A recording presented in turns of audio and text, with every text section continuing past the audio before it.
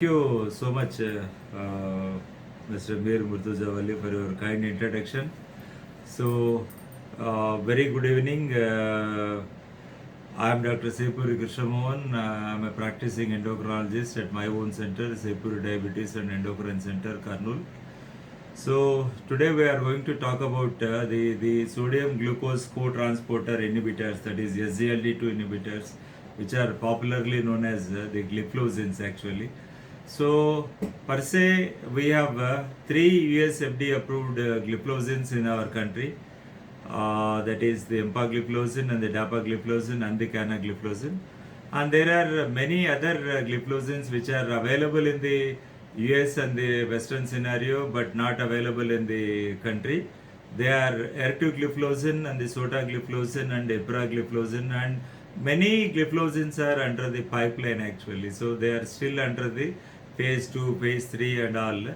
So with this introduction, so I would like to tell you that we have got one more Indian gliflozin by name remogliflozin, which is also picking up slowly. So I would like to mention about the fundamentals about this SGLT2 inhibitors, otherwise known as the gliflozins, the mechanism of action, how they act actually in the human body, and the special features of this particular SGLT2 inhibitors. Because these drugs are the drugs which lower the blood glucose by acting on the kidneys actually. So we have got several drugs, starting from the sulfonylureas, the acarbose and the voglibose, that is the alpha glucosidase inhibitor, and the thiazolidinediones, which act extra pancreatic activity, and the insulins we have, and the DPP4 inhibitors and the GLP1 receptor agonists. And to that list, the new addition is the SGLT2 inhibitors, which act through the kidneys, which lower the blood glucose via acting through the juxtaglomerular apparatus actually, that consists of the glomerulus and the proximal convoluted tubule, that is PCT, and the proximal straight tubule, that is PST, and the descending loop of Henle, and the ascending loop of Henle, and the distal convoluted tubules, that is DCT, and the collecting tubule. This is the in brief about the juxtaglomerular apparatus.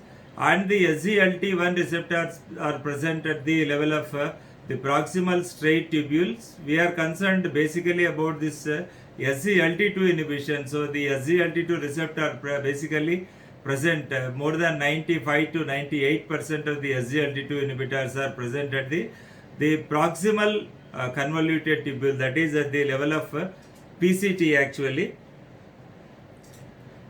And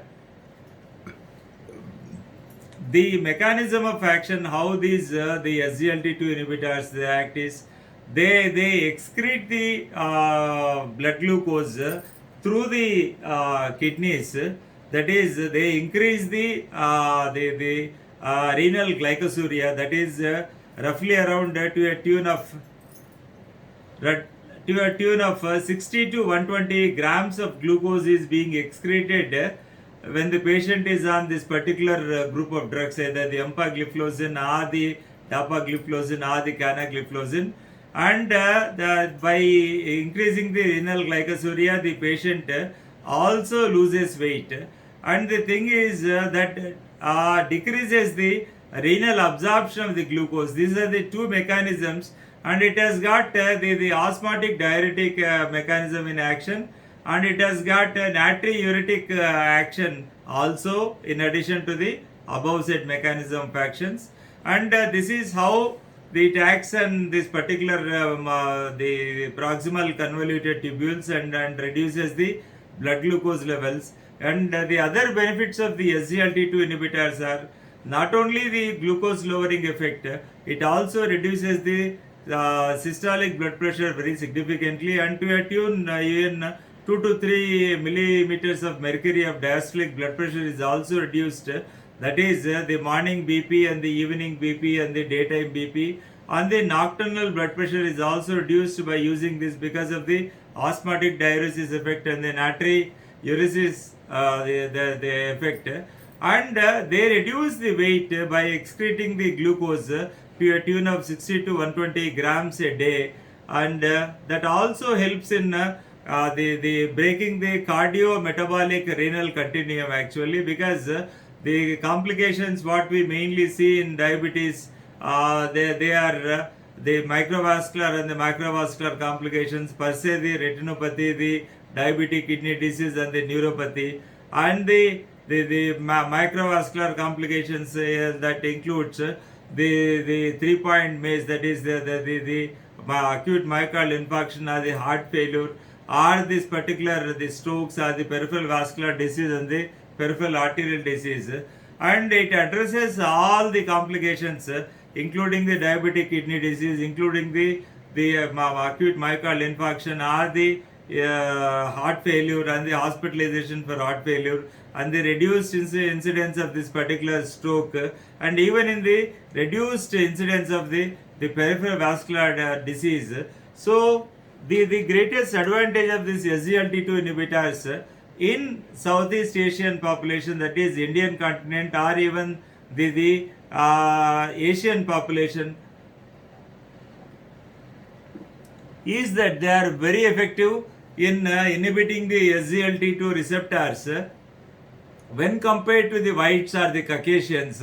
They are very effective in the Asian population, especially the Southeast Asian population, that is the Indians. It is very effective. The gliflozins are very effective by inhibiting the SGLT2 receptors, thereby reducing the fasting plasma glucose and the postprandial plasma glucose and the HbA1c in a much better way when compared to the whites or the Caucasians. So with that introduction, I would just like to get into this the CME, the role of SGLT2 inhibitors.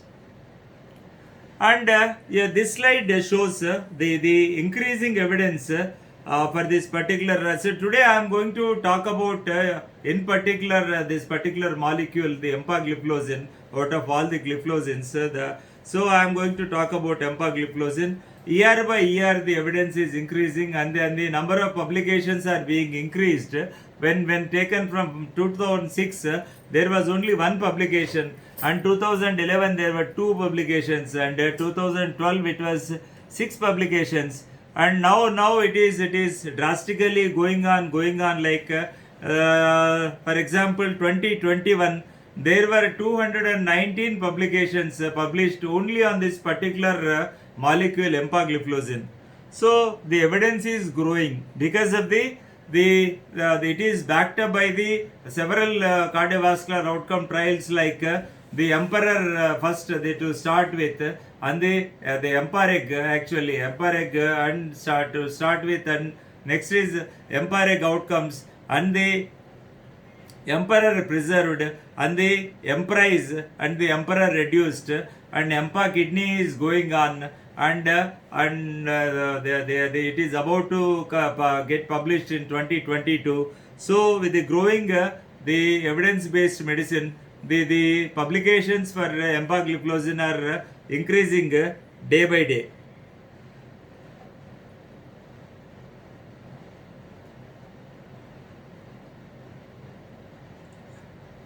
And this shows the empagliflozin, the pooled phase 3 placebo corrected change from baseline in the glycosylated hemoglobin.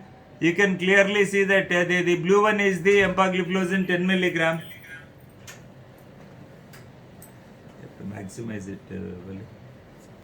Yeah, the blue one is this particular the empagliflozin used in 10 milligram, and it is available only in 2 strengths all over the world. It is available in 10 milligram and 25 milligram only, and the blue indicates 10 milligram and the red indicates the 25 milligram, the once a day, and it has no relation with the food. It can be either given, this particular empagliflozin or dapagliflozin can be given irrespective of the food, either before the food or the after the food, it is the equally efficacious.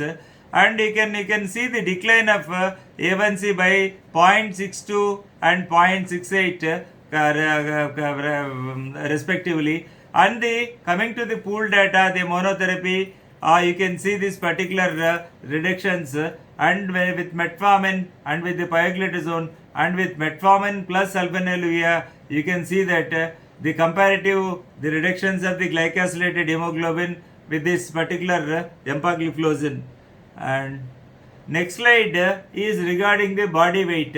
On an average, it reduces at least weight of 2 to 3 kilograms, and the maximum I have seen in my patients is 5 to 6 kilograms over a period of 6 months actually. So this is I have told you in the introduction itself, this emerged as a glucose lowering agent, it was to start with, it was a diabetes molecule actually for the endocrine domain, that is whether the primary care clinician who treats diabetes. And for the type 2 diabetes, I mind you once again, this is not meant for type 1 diabetes or this particular the gestational diabetes mellitus, and not for the other specific types. It is only for the treatment of type 2 diabetes as of now, according to the US FDA, in India especially.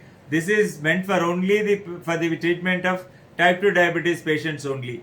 And I have told you that it emerged as a endocrine product. Later on, the outcomes were shown to be very beneficial with regarding the reductions in the systolic as well as the diastolic blood pressures.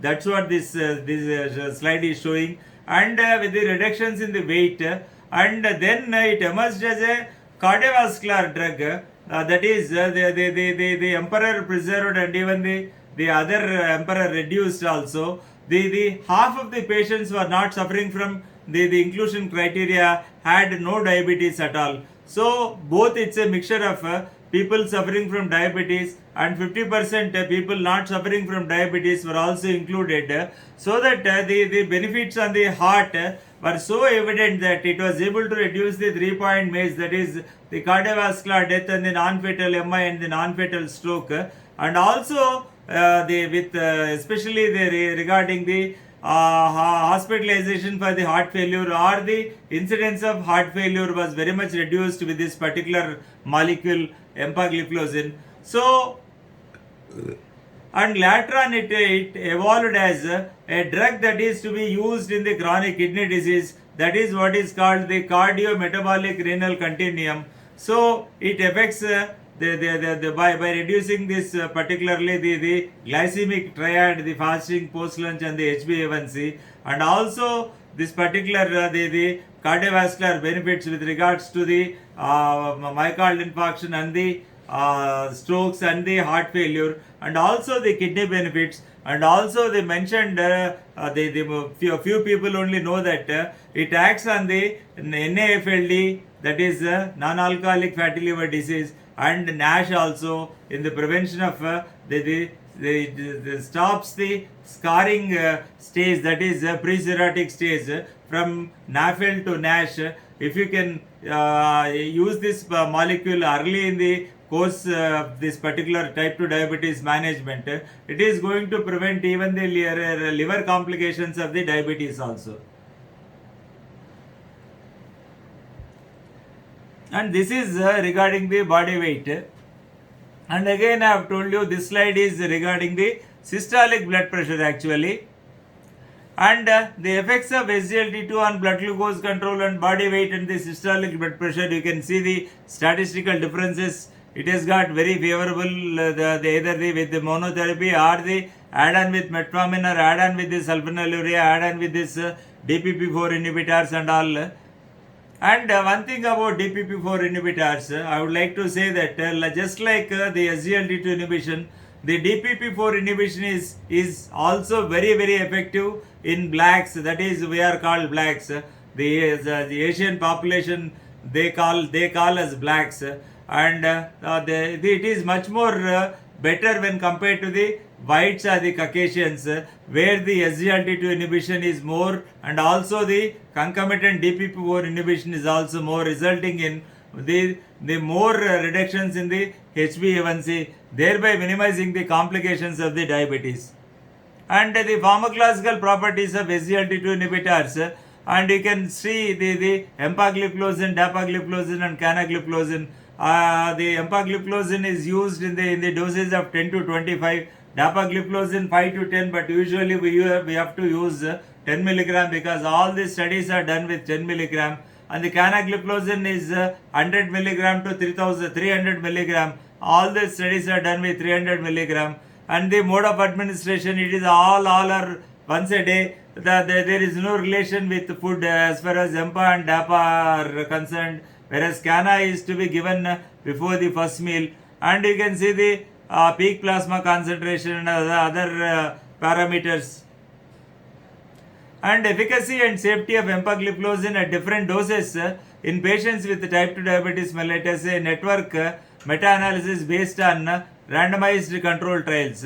What is known and the objective determine the most appropriate dose was performed this network meta-analysis. The results are the best dose of this particular empagliflozin is seen with 25 milligram, not with 50, not with the 10 milligram, and the sub-therapeutic doses like 1, 2, 5 are used, but they have been used in the trials only, but the molecule is available in only two strengths, or the 10 milligram and the 25 milligram. And there are some 8,264 articles, out of which the 23 are randomized control trials with 10,500 patients they included. And regarding the HbA1c and the fasting plasma glucose, the high daily dose 10, 25, 50 were significantly better than the lower doses 1, 2.5 and 5 milligram, which are not at all present. This is only of theoretical importance and then the research analysis, that's it. And efficacy and safety of empagliflozin at different doses in patients with type 2 diabetes mellitus, a network meta-analysis based on the randomized control trials. For total adverse events, there was dose response trend in which safety decreased with increasing doses. That is very natural. As the dose increases, the safety responses they decrease automatically. And according to the Sukra sequencing, the order of the following HbA1c was the 25 milligram was superior to 50 milligram, and which was superior to 10 milligram, and 10 that was superior to 5 milligram, and that was superior to 1 milligram for lowering the fasting plasma glucose. That was 50 was as far as fasting plasma glucose is concerned, reductions in the FPG was 50 was more than that's superior when compared to this particular 25, and 25 was superior to 10, and that was superior to 5, and naturally 2.5 and it is better than 1. And for safety, the reversal, that is 1 mg is safer than when compared to the 2.5, and 2.5 is safer when compared to 5 and 10, 25, and that goes on like this. And when considering the HbA1c and the fasting plasma glucose and total adverse events performed in a hierarchical cluster analysis and network meta-analysis to find that 25 milligram performed best among the different doses, which was more significant after long-term use, that is somewhere around more than 3 months. The pharmacokinetic parameters exhibited significant dose response relationships. And the efficacy and safety of empagliflozin at different doses in patients with type 2 diabetes mellitus, a network meta-analysis based on the randomized control trials. And what is new in this is high daily doses, that is 10, 25, 50 had better efficacy than low doses 1 mg and 2.5 mg and 5 mg, which they don't exist at all. We have only 10 and 25. When considering the HbA1c and the fasting plasma glucose and total adverse events, 25 milligram performed best among the different doses in patients suffering from type 2 diabetes mellitus. And again, you can see the same thing. The best is 25 and not the 10. To start with, you start with 10 milligram, you escalate to 25 milligram. And this is an original article published in the month of September 2021. The sodium glucose co-transporter 2 inhibitor empagliflozin associated with significant reductions in the weight, body mass index, fasting plasma glucose and A1C levels in type 2 diabetes patients with established coronary heart disease. This is called the SuperGate study, and the empagliflozin improves the anthropometric measures, the metabolic parameters and the blood pressure, and does not cause deterioration in kidney functions in type 2 diabetic patients with established coronary artery disease. And the empagliflozin is associated with the significant reductions in the weight, BMI, and the fasting plasma glucose and the HbA1c in type 2 diabetes patients with established coronary artery disease. That is the inference of the SuperGate study. The real world data of empagliflozin add-on treatment on metabolic parameters, the cardiovascular risk factors and the anthropometric measures in type 2 diabetes at 6 months and the body weight and the body mass index and the waist to hip ratio and the systolic blood pressure and the heart rate and LDL. You have to there is a small correction here. LDL is increased in fact with empagliflozin, it is not decreased, where they have given the p-value as 0.01, which is not correct actually. So it tends to increase the triglycerides. That's a that too the not triglycerides. It tends to increase the HDL as well as LDL. Increasing HDL is a favorable effect, but not the increase in LDL. It is not welcome actually. And the fasting plasma glucose and A1C levels were significantly reduced at the end of 6 months with the treatment with empagliflozin compared to the baseline. And all the parameters are statistically very significant, where the p-value is 0.001. And empagliflozin is associated with a significant reduction in weight, BMI, fasting glucose and HbA1c in type 2 diabetes patients with established coronary artery disease. The SuperGate study, that is you can clearly see the diagrams. The blue stands for the arm, that is before empagliflozin, and the orange is after you introduce this particular empagliflozin. You can see the reductions in the body weight, you can see the reductions in the BMI after introduction of empagliflozin. You can see the reductions in the waist circumference, hip circumference and the systolic BP and the blood glucose levels evidently very clearly. And the empagliflozin associated with significant reduction in weight, body mass index, fasting plasma glucose and HbA1c in type 2 diabetes with established coronary artery disease. The SuperGate study, the changes in the parameters at baseline versus 6 months of empagliflozin. The inference is average the weight loss was 4 kilogram at the end of 6 months compared to the first visit. And the p-value is 0.001, which is very statistically significant. And the BMI decreased by an average of 1.29 kilogram per meter square. Systolic BP reduced by 7 milligram per 7 millimeters of mercury, and it is statistically very significant. And the systolic BP, this is diastolic BP was reduced by 3.4 millimeters of mercury, which was not statistically significant, and the fasting plasma glucose was decreased by an average of 47 milligram per deciliter, again which was statistically very significant. And when you see this bar diagram, the empagliflozin is associated with the reductions in the weight, BMI, fasting plasma glucose and the HbA1c. The same SuperGate study is being repeated in every slide, and the A1c reduction from baseline of 9 has come down to 7.8 with this particular introduction of the empagliflozin, that is a reduction of 1.2% of HbA1c, which is statistically very significant.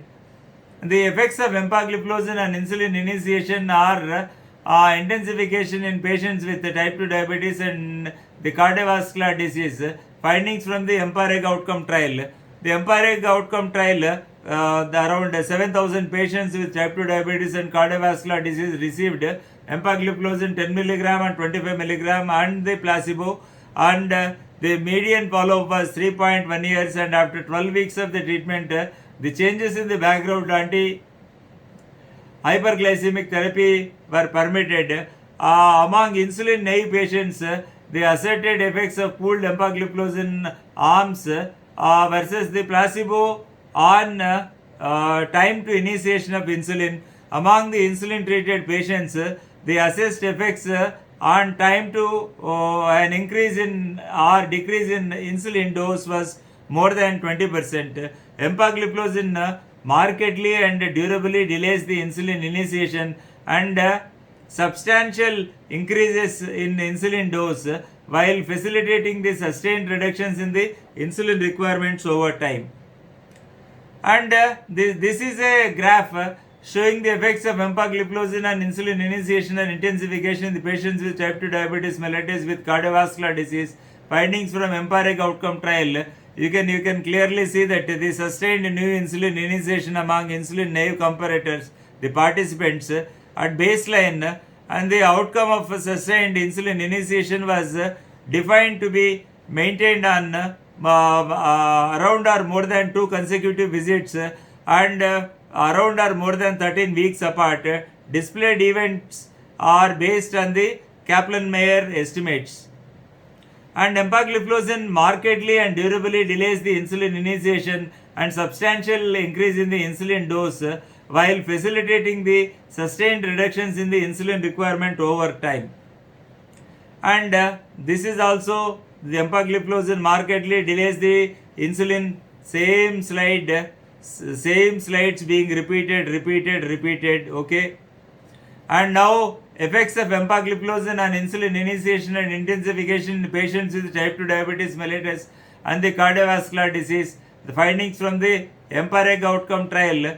Among the 1198 participants assigned to placebo and not treated with insulin at baseline either died or were initiated on insulin, and among the 2435 participants assigned to empagliflozin not treated with insulin at baseline, and assuming that empagliflozin effect on insulin therapy deserving during the trial period would persist for long-term use, and the estimated mean of insulin-free survival was longer with empagliflozin than the placebo at all stages.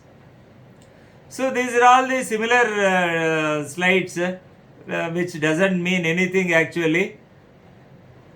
And empagliflozin markedly and durably delays the insulin initiation. The same thing being repeated.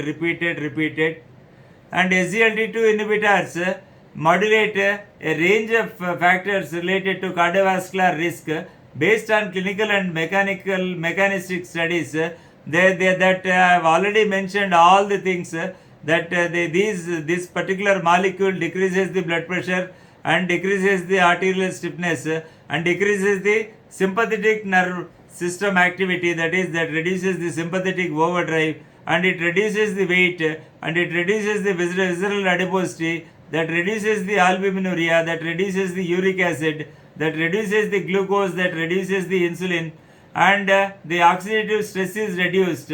I told you it is going to increase LDLC. That was a mistake actually, that they said that decreases LDLC. It actually increases the LDLC. That is the side effect of empagliflozin. And that increases the HDLC and decreases the triglycerides. And this is an article published in the month of October 2021 in the NEJM, that is New England Journal of Medicine. Empagliflozin in heart failure with preserved ejection fraction. So this molecule per se is effective in the patients with preserved ejection fraction, heart failure with preserved ejection fraction, or even with the heart failure with reduced ejection fraction. So empagliflozin in heart failure with preserved ejection fraction. and effect mainly related to the lower risk of hospitalization for heart failure in the empagliflozin. Effects of empagliflozin appeared consistent in patients with or without diabetes, and recently the US FDA has given approval for these two molecules, empagliflozin and the dapagliflozin, to be used in patients suffering from heart failure without the presence of diabetes, or even in the patients with chronic kidney disease, the diabetic kidney disease, without the presence of type 2 diabetes. Empagliflozin reduce the combined risk of cardiovascular death or hospitalization for heart failure in patients with heart failure and preserved ejection fraction, regardless of the presence of absence of diabetes. And again the same the NEJM published the article was published, cardiovascular and renal outcomes with empagliflozin in heart failure, and SGLT2 inhibition with empagliflozin is effective in heart failure with reduced ejection fraction with or without diabetes. The primary endpoints, the composite of the cardiovascular death and the hospitalization for the heart failure, there was 25% reduction in the risk of this particular primary endpoints, and the first secondary endpoint there was 30% reduction in the risk of, that is total first and recurrent heart failure hospitalizations, and the secondary endpoint there was the risk was reduced by 50% in renal events, that is slope of decline of the glomerular filtration rate over time.